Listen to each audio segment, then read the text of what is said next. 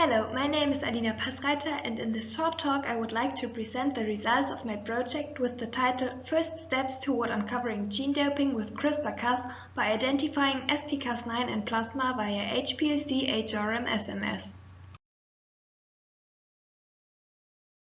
CRISPR-Cas stands for clustered, regularly interspaced, short palindromic repeats CRISPR-associated, and basically this describes the foundation of an adaptive RNA-guided defense mechanism against viruses which was found in a multitude of bacteria and archaea.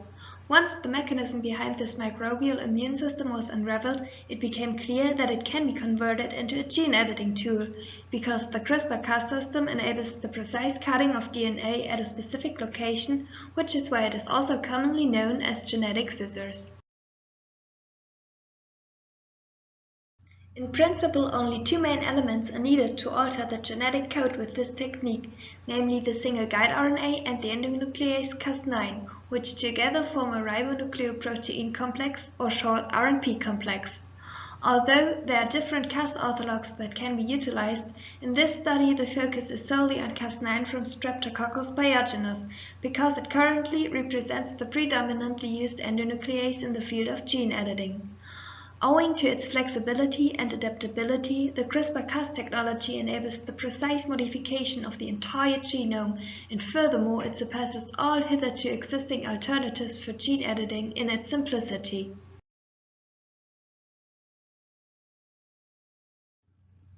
But those advantages do not only promote the intended medical applications, but they also facilitate the illicit use in order to achieve performance-enhancing effects. According to the Prohibited List, this misuse is classified as gene doping.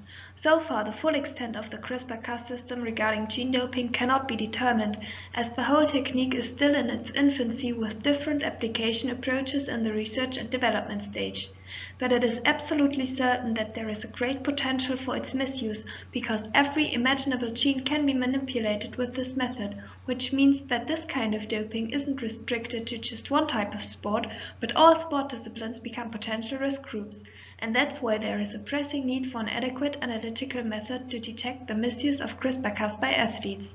Hence, the aim of this study was the identification of Cas9 in plasma samples by means of a bottom-up analytical approach, which brings me to the experimental part of this project.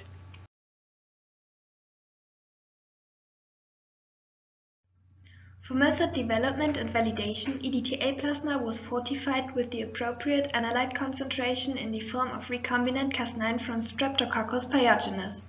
As internal standards, synthetically produced peptides were utilized that resembled two corresponding diagnostic peptide sequences of the analyte. Sample preparation started with an ultrafiltration of the spiked plasma sample in order to improve the subsequent immunoaffinity purification by cleansing away interfering matrix components. The immunoaffinity purification was achieved by incubating the obtained retentate with anti-CRISPR-Cas9 antibody-coupled magnetic beads. Afterwards, the beads were washed and diluted, and the internal standard was added. This was followed by reduction, neutralization, and alkylation to achieve optimal conditions for the tryptic digestion, which took place overnight. To terminate the proteolytic cleavage, glacial acetic acid was added, and the analysis was carried out via HPLC-HRMS. After a qualitative method validation utilizing 3 diagnostic peptides, the procedure was considered as fit for purpose, which initiated the execution of a proof-of-concept pilot study.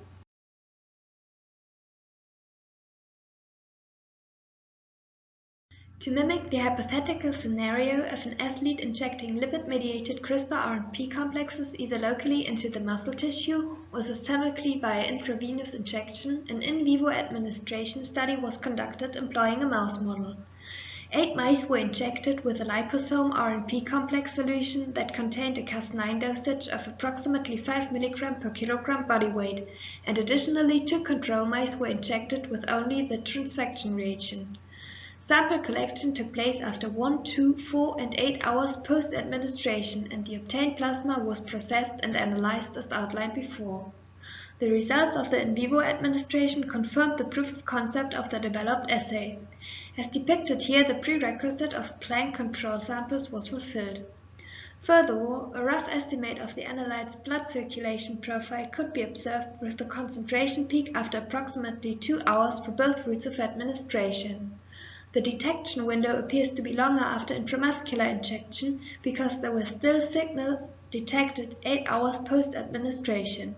However, a general statement about the blood circulation time and therefore the detection window cannot be stated at this time because of the considerable influence of the employed lipid-mediated delivery format.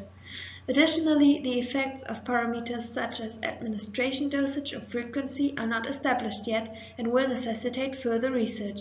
But nonetheless, the here presented results demonstrate that the direct detection of CRISPR-Cas9 administration is principally possible.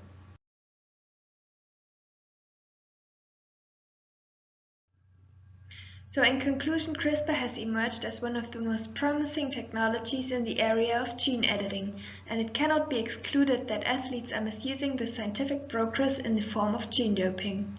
However, the here presented study provides first data demonstrating that locally as well as systemically delivered gene doping with CRISPR-Cas9 via lipid-mediated RNP complexes can be directly detected in EDTA plasma samples several hours post-administration. As the exploration of CRISPR presents an extremely dynamic field of research yielding an ever-expanding assortment of CRISPR systems, it is of utmost importance to monitor the development of new gene editing tools with regards to new potential analytes. Therefore, anti-doping research in this particular area is far from completed, but with this pilot study, first steps were undertaken to directly uncover gene doping with CRISPR-Cas. And last but not least, I would like to thank all partners who supported this project, and of course a big thanks to you for your attention.